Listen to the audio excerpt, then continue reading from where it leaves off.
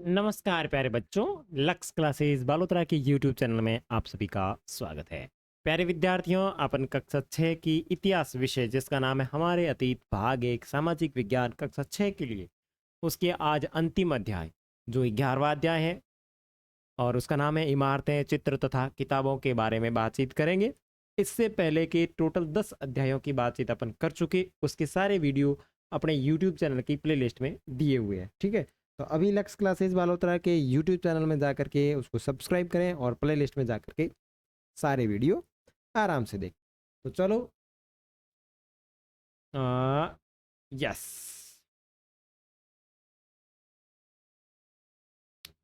ठीक है।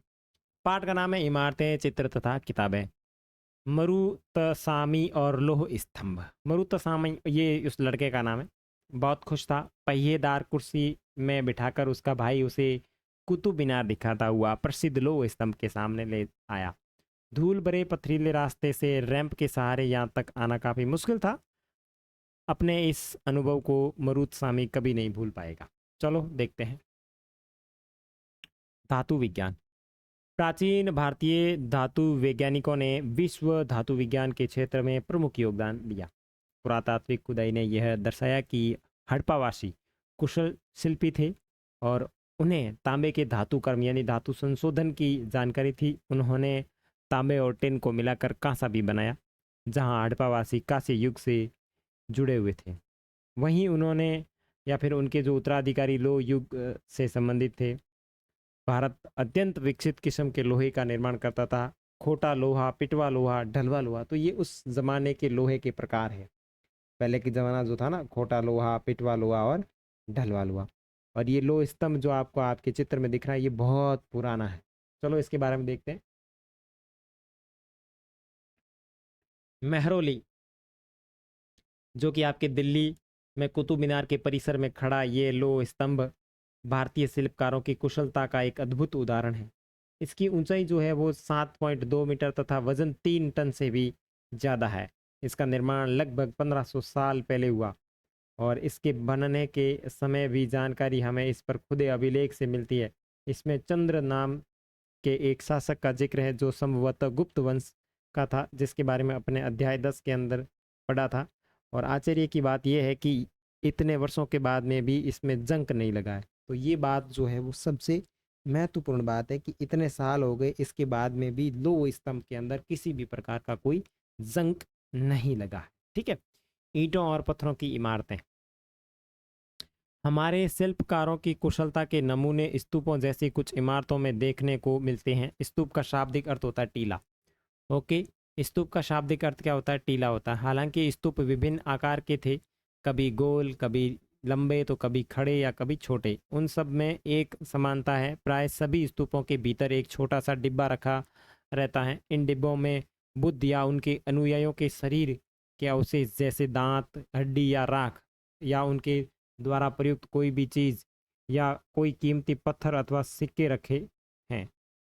इसके धातु इसे धातु मंजूषा कहते हैं। ये जो धातु मंजूषा होती है उसके अंदर सारी चीज़ें रखी होती है, उनकी जो इंपॉर्टेंट चीज़ें होती हैं, जैसे अपनी श्रृंगार पेटी होती है ना लड़कियों की, उसी प्रकार प्रारंभिक स्तूप धातु मंजूषा के ऊपर रखा मिट्टी का टीला होता था। बाद में टीले को ईंटों से ढक दिया गया और बाद के काल में उस गुंबद नुमा ढांचे को तराशते हुए पत्थरों से ढक दिया गया। प्राय स्तूपों के चारों ओर परिक्रमा करने के लिए एक वृत्ताकार पथ यानी एक मार्ग बनाया हुआ था जो गोल होता था, जिसे प्रदक्षिणा पथ कहते थे। जिसे क्या कहते थे? प्रदक्षिणा पथ कहते थे। और इस रास्ते को रोलिंग से घेर दिया जाता था। ये देखो रोलिंग दिख रही है, ये रोलिंग लगी हुई है ना, जिसे रेलिंग बोलते हैं। रेलिंग से बंद कर दिया जाता था, जिसे वेदिका कहते हैं। वेदिका में प्रवेश द्वार बने होते थे, जैसे ये प्रवेश द्वार है कि नहीं, ये जाने का रास्ता है। ये देखो, ये इसके अंदर जाने का रास्ता है। तो रोलिका जो रोलिंग लगे होते होते थे जिन्हें वेदिका कहा जाता था, और यहाँ पे प्रवेश द्वार बने होते थे। रेलिंग तथा तोरण प्राय मूर्ति कला की सुंदर कलाकृतियों से सजे होते थे। जैसे देखो ये कितनी शानदार यहाँ पे डिजाइन दिख रही कि नहीं दिख रही। मानचित्र संख्या 7 पृष्ठ संख्या 105 में अमरावती ढूंढो। यहाँ कभी एक भव्य स्तूप हुआ करता था। लगभग 2000 साल पहले इस स्तूप को सजाने के लिए शिलाओं पर चित्र उकेरे गए। ठीक है। कई बार पहाड़ियों को काट कर बनावटी गुफाएं बनाई जाती थी। इस तरह की कई गुफाओं को मूर्तियों तथा चित्रों द्वारा सजाया जाता था। इस काल में कुछ आरंभिक हिंदू मंदिरों का भी निर्माण किया गया। इन मंदिरों में विष्णु, शिव तथा दुर्गा जैसी देवी देवताओं की पूजा होती थी। मंदिरों का सबसे महत्वपूर्ण भाग जो होता था वो गर्भगृह होता था। गर्भगृह का मतलब मंदिर के बीच का भाग, जहाँ मुख्य देवी या देवताओं की मूर्ति को रखा जाता था, उस भाग को क्या कहते हैं? गर्भगृह कहते हैं। पुरोहित धार्मिक अनुष्ठान करते थे और भक्त पूजा करते थे। अक्सर गर्भगृह को एक पवित्र स्थान के रूप में दिखाने के लिए, आगे देखो यहाँ पे ऊपर सांची का महान स्तूप, यानी जो मध्य प्रदेश के अंदर है। सांची कहाँ है? सांची मध्य प्रदेश के अंदर है। और इस तरीके के स्तूपों का निर्माण कई सौ सालों तक चलता रहा। इस स्तूप में ईंटों का प्रयोग संभवतः अशोक यानी अध्याय 7 के अंदर अपन देखा था के जमाने से, जबकि रेलिंग और प्रवेश द्वार बाद के शासकों के काल में जोड़े गए। अमरावती की एक शिल्पकृति, इस चित्र को देखकर इसका वर्णन करो। ये बहुत ही अच्छी चीज है, ठीक है। और ये देखो, ये इस तरीके के सिक्के बने होते थे, उनके ऊपर चित्रकारी की हुई। देखो हाथी है, इंसान है, जानवर है, ये लोग लड़ रहे हैं, लोग बैठे देख रहे हैं, ठीक है। ये देखो बुद्ध जैसे भी दिखाए गए हैं। ये देखो भीतर गांव जैसे मंदिरों में उसके ऊपर काफ़ी ऊंचाई तक निर्माण किया जाता था, उसे शिखर कहते हैं। शिखर निर्माण के कठिन कार्यों के लिए सावधानी से योजना बनानी पड़ती थी। अधिकतर मंदिरों के मंडप नाम की एक ही जगह होती थी। यह एक सभागार होता था जहां लोग इकट्ठा होते थे। मानचित्र 7 पृष्ठ संख्या 105 में महाबलीपुरम और एहोल को ढूंढो। इन शहरों में पत्थरों से बनी कुछ उत्कृष्ट मंदिर हैं। इनमें से कुछ यहाँ दिखाए गए हैं। इनमें से कुछ यहाँ पे दिखाए गए हैं। तो देखो, ये देखो कितना शानदार बनाया हुआ है। जैसे यहाँ पे पढ़ो, बाएं ऊपर उत्तर के भीतर गांव का एक आरंभिक मंदिर है, लगभग 1500 साल पहले पक्की ईंटों और पत्थरों से बनाया गया। दाएं में महाबलीपुरम का एक एकाश्मिक मंदिर है। इनमें प्रत्येक मंदिर का एक ही विशाल पहाड़ी को तराश कर बनाया गया है, इसलिए इन्हें एकाश्म मंदिर कहा जाता है। तो एकाश्म मंदिर कहाँ है बेटा? महाबलीपुरम में, ठीक है ना। ईंटों से बनाए जाने वाले मंदिरों से यह बिल्कुल भिन्न होते थे। ईंट से बनी इमारतों में नीचे से ईंट की एक एक तह जोड़ते हुए उसे ऊपर की ओर ले जाते हैं, जबकि चट्टान तराश कर बनाए जाने वाले मंदिर को पत्थर काटने वाले ऊपर से नीचे की ओर क्रम में बनाते हैं। तो ये बहुत ही अलग तरीके से बना हुआ है। ये मतलब इस तरीके से बना हुआ है। अपना ईंटों से तो नीचे ऐसे ऐसे ऐसे बनाते जाएंगे, तो ये जो है ऊपर से तराशते हुए आए हैं, ठीक है ना। इन मंदिरों को बनाते समय पत्थर काटने वालों को किन समस्याओं का सामना करना पड़ता होगा, इसकी आप सूची बना सकते हैं। दाएं एहोल का दुर्गा मंदिर है। ये लगभग 1400 साल पहले बनाया गया था, ठीक है ना। जैसे देखो ये पत्थर पे बनाए हुए हैं, देखो ये इस तरीके से देखो ये।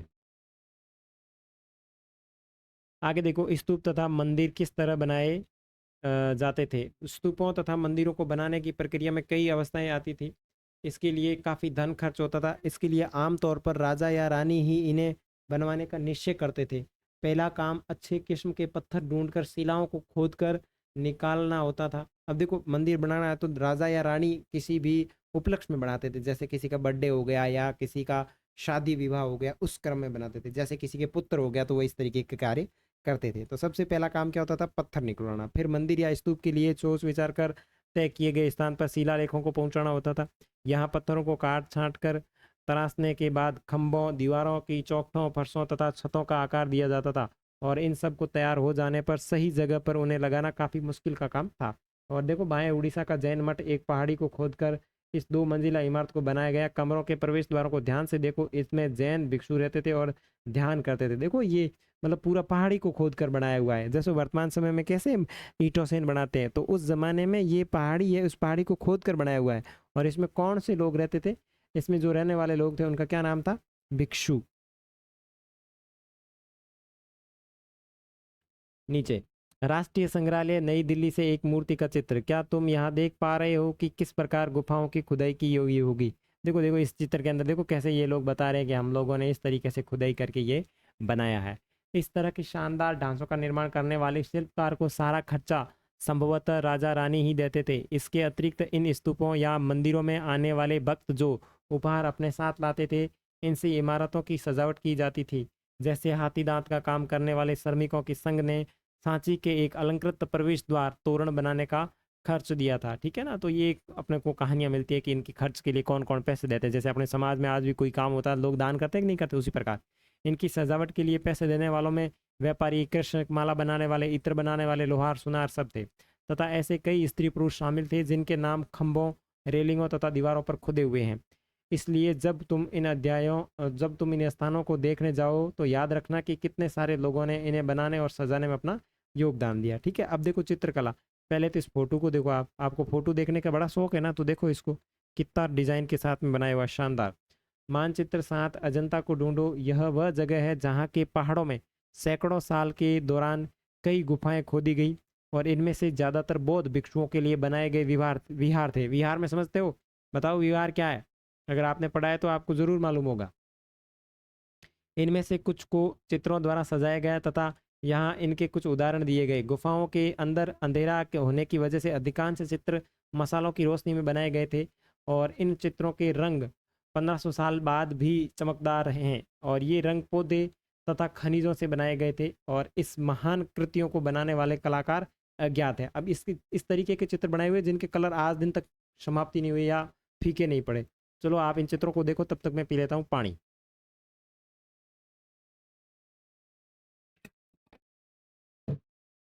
तो इनके जो रंग है वो आज दिन तक वैसे के वैसे ही पड़े। अजंता के चित्र, तुम्हें इनमें से प्रत्येक चित्र में जो दिखता है उनका वर्णन करो। देखो कितना अच्छा दिख रहा है, कितनी शानदार डिजाइन है। पुस्तकों की दुनिया। इस युग में कई पुस्तकें, महाकाव्यों की रचना की गई। इन उत्कृष्ट रचनाओं में स्त्री पुरुषों की वीर गाथाओं तथा देवी देवताओं से जुड़ी कथाएं। करीब 1800 साल पहले एक प्रसिद्ध तमिल महाकाव्य, ये नाम है तमिल महाकाव्य का, क्या नाम है? शिल्पदिकारम की रचना इलांगो नामक कवि ने की। ठीक है ना, ये इसकी रचना किसने की? इलांगो नामक एक कवि ने की। इसमें कोवलन नामक के एक व्यापारी की कहानी है। वह पुहार में रहता था। अपनी पत्नी कनगी की अपेक्षा कर वह एक नर्तकी माधवी से प्रेम करने लगा। बाद में वह और कनगी पुहार छोड़कर मदुरै चले गए और वहां पांड्य राजा के दरबारी जौहरी ने कोवलन पर चोरी का झूठा आरोप लगाया, जिस पर राजा ने उसे प्राण दंड दे दिया। कनगी, जो अभी भी उससे प्रेम करती थी, इस अन्याय के कारण दुख और रोष से भर गई और मदुरै शहर का विनाश कर डाला। जिल्प कदीराम से लिया गया एक वर्णन, यह भी एक साहित्य है। यह कवि ने कनगी को दुख का इस तरह वर्णन किया: ओ मेरा दुख तो देखो, तुम मुझे संतावना तक नहीं दे सकते। क्या यह सही है कि विशुद्ध सोने से भी सुंदर तुम्हारा शरीर बिना धुला धूल से सना यूं ही पड़ा है? यह कहाँ का न्याय है कि गोधुली इस स्वर्णिम आभा से, फूलमाला से ढके सुंदर वृक्ष स्थल वाले तुम जमीन पर गिर पड़े हो। मैं अकेली असह्य और हताश होकर खड़ी हूँ। क्या ईश्वर नहीं है? क्या इस देश में ईश्वर नहीं है? पर क्या उस स्थान पर ईश्वर रह सकते हैं जहाँ के राजा की तलवार निर्दोष नव आगंतुक के प्राण ले सके या लेती हैं? क्या ईश्वर नहीं है? नहीं है। वो इस तरीके से अपने प्राणों, जो उसे दुख था, उसको व्यक्त कर रही है। ठीक है, आगे देखते हैं। एक तमिल महाकाव्य जिसका नाम है मणि मेखलई को करीब 1400 साल पहले सतनार नामक लेखक के द्वारा लिखा गया। इसमें कोवलन तथा माधवी की बेटी की कहानी की रचनाएं कई सदियों से पहले ही खो गई थी और उनकी पांडुलिपियां दोबारा लगभग 100 साल पहले मिली थी। अन्य लेखक जैसे कालिदास, जिनके बारे में अध्याय 10 के अंदर पढ़ा था, जिन्होंने देखा था अभिज्ञान शाकुंतलम। ठीक है ना। देखो मेघदूत का श्लोक देखते हैं। यहाँ उनकी सबसे प्रसिद्ध रचना मेघदूत से एक अंश लिया गया। यहाँ एक विरही प्रेमी बरसात के बादल को अपना संदेशवाहक बनाने की कल्पना कर रहा है। देखो इसमें किस तरह कवि ने बादलों को उत्तर की ओर ले जाती ठंडी हवा का वर्णन किया।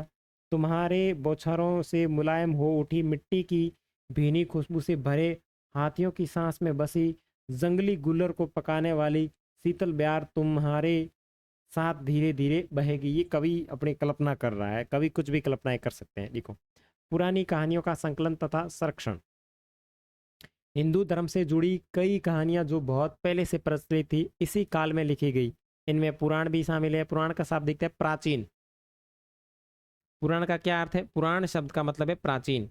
पुराणों में विष्णु, देखो पुराणों में कौन से देवता मिलते हैं? विष्णु, शिव, दुर्गा, पार्वती जैसी देवी देवताओं से जुड़ी कहानियां हैं। इनमें इन देवी देवताओं की पूजा की विधियां दी गई हैं। इसके अतिरिक्त इनमें संसार की सृष्टि तथा राजाओं के बारे में भी कहानियां दी गई है। अधिकतर पुराण सरल संस्कृत श्लोक लिखे गए थे जिसमें सब उन्हें सुन और समझ सके। स्त्रियां तथा शूद्र जिन्हें वेद पढ़ने की अनुमति नहीं थी वे इसे सुन सकते थे, ठीक है ना। पुराणों का पाठ पुजारी मंदिरों में किया करते थे जिसे लोग सुनने आते थे। दो संस्कृत महाकाव्य महाभारत और रामायण लंबे अरसे से लोकप्रिय रहे हैं। तुम से भी कुछ बच्चे इस कहानियों से परिचित होंगे। महाभारत कौरवों और पांडवों के बीच युद्ध की कहानी है और इस युद्ध का उद्देश्य पुरु वंश की राजधानी हस्तिनापुर की गद्दी प्राप्त करना था। यह कहानी तो बहुत ही पुरानी है, पर आज इसे हम जिस रूप में जानते हैं वह करीब 1500 साल पहले लिखी गई थी। माना जाता है कि पुराणों और महाभारत दोनों को ही व्यास नाम के एक ऋषि द्वारा संकलित किया गया, यानी लिखा गया। व्यास नाम का एक ऋषि था, उसने इसको लिखा। महाभारत में ही भगवत गीता भी है जिसके बारे में तुम अध्याय 9 में पढ़ा था, ठीक है ना।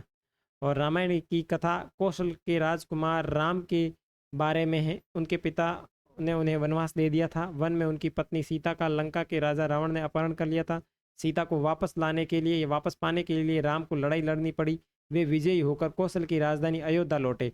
भारत की तरह ही रामायण भी एक प्राचीन कहानी है जिसे बाद में लिखित रूप दिया गया। संस्कृत रामायण के लेखक वाल्मीकि माने जाते हैं, ठीक है। तो ये कुछ इस प्रकार की जानकारी अपने को देखने को मिलती है, ठीक है।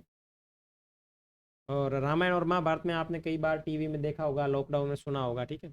आम लोगों द्वारा कही जाने वाली कहानियाँ। आम लोग भी कहानियाँ कहते थे, कविताओं और गीतों की रचना करते थे, गाने गाते थे, नाचते थे और नाटकों को खेलते थे। इनमें से कुछ तो इस समय के आसपास जातक और पंचतंत्र की कहानियों के रूप में लिखकर सुरक्षित कर लिए गए।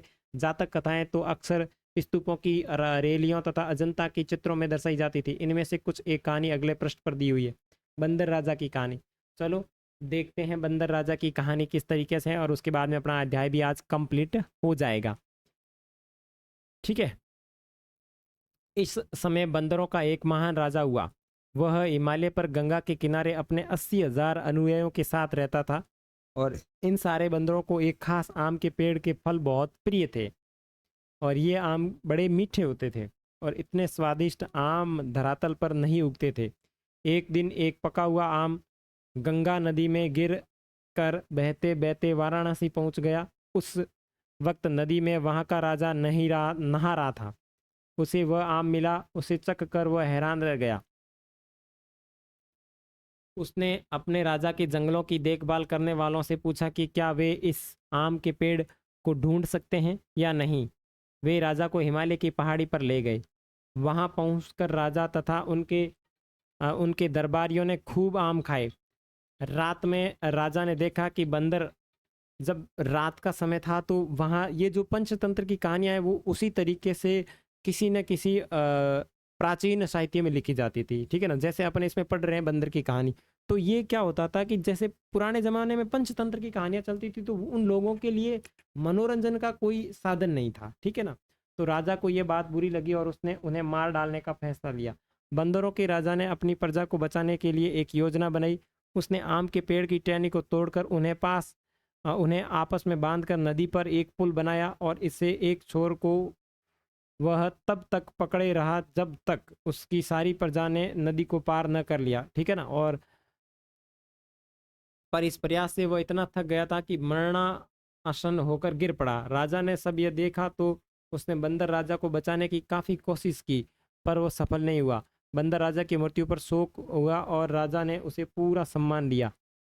और मध्य भारत में भरतुहत का एक स्तूप मिलने के एक पत्थर पर उकेरे गए चित्र इसे दिखाया गया है। देखो ये इस तरीके से, ये ठीक है। यहाँ सारे बंदर ही बंदर बैठे हैं। विज्ञान की पुस्तक है। इस समय गणित और खगोल शास्त्र आर्यभट्ट ने संस्कृत में आर्यभट्टियम नामक पुस्तक लिखी। तो आर्यभट्ट जो थे इन्होंने एक पुस्तक लिखी संस्कृत भाषा में जिसका क्या नाम था, आर्यभट्टियम। तो ये आपके लिए महत्वपूर्ण है। इसमें उन्होंने लिखा कि दिन और रात पृथ्वी अपनी दूरी पर चक्कर काटने की वजह से होते हैं, जबकि लगता है रोज सूर्य निकलता है और डूबता है।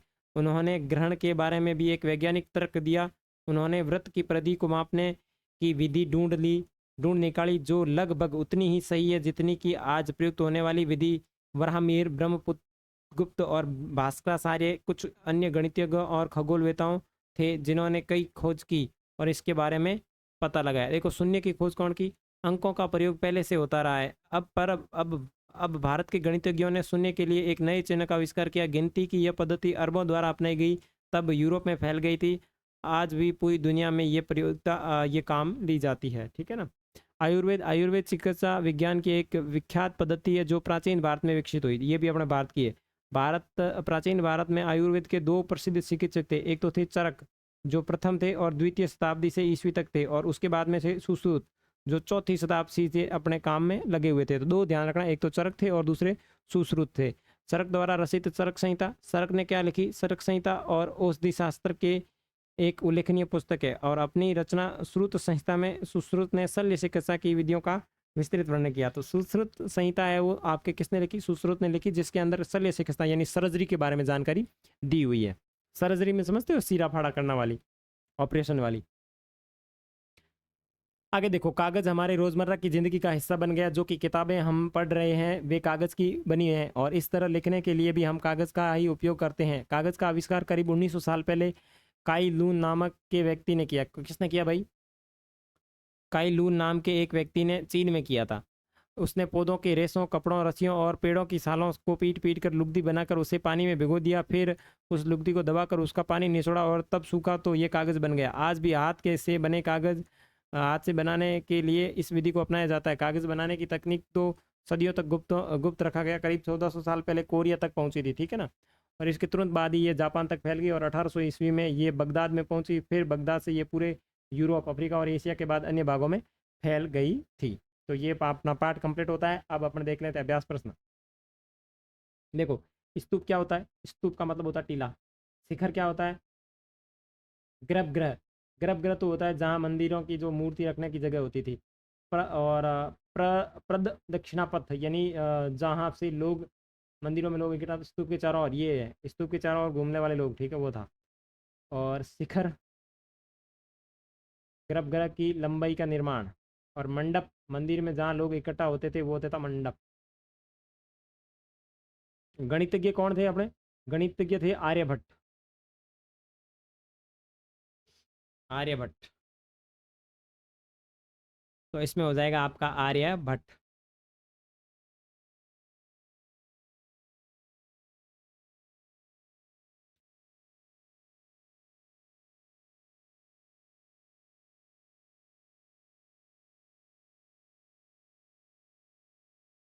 और संस्कृत रामायण का लेखक माना जाता है। देखो, अपन ने एक चीज़ यहाँ पे देखी थी, क्या चीज़ देखी थी?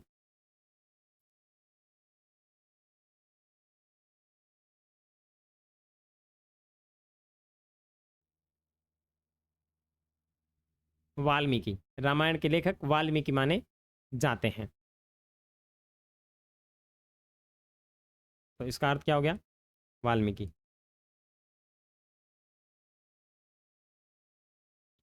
दो तमिल महाकाव्य, कौन से तमिल महाकाव्य बेटा? उस खाली जगह में क्या आएगा? देखो मैं तमिल महाकाव्य बता देता हूँ। उनके नाम थोड़े से अजीब थे। देखो यहाँ पे पढ़ा था अपन ने। एक तो ये रहा मणि मेखलई, और पहली खाली जगह में ये भर देना मणि मेखलई। और एक ये देख लेना, कौन सा? ये दूसरी खाली जगह में ये लिख देना, सलपदी कारम। मणि मेखलई और सलपदी कारम, ये दोनों आपके दूसरी खाली जगह जो है उसके अंदर भर देना, ठीक है ना। उसके बाद में आपका अध्याय होता है कंप्लीट, ठीक है। तो यहीं आपकी इतिहास कंप्लीट होती है। अब अपन लेंगे नेक्स्ट टेस्ट, जिसके अंदर आप ज़रूर उनको देखना और अपने टेस्ट के प्रश्न करके मुझे ज़रूर भेजना। तब तक के लिए बाय बाय। इस वीडियो को क्या करना है? लाइक करना है, फ्रेंड के साथ में शेयर करना है, और कमेंट भी करना है। जो चीज़ें समझ में नहीं आई है उसको कमेंट भी करनी है, ठीक है ना। तो बाय बाय।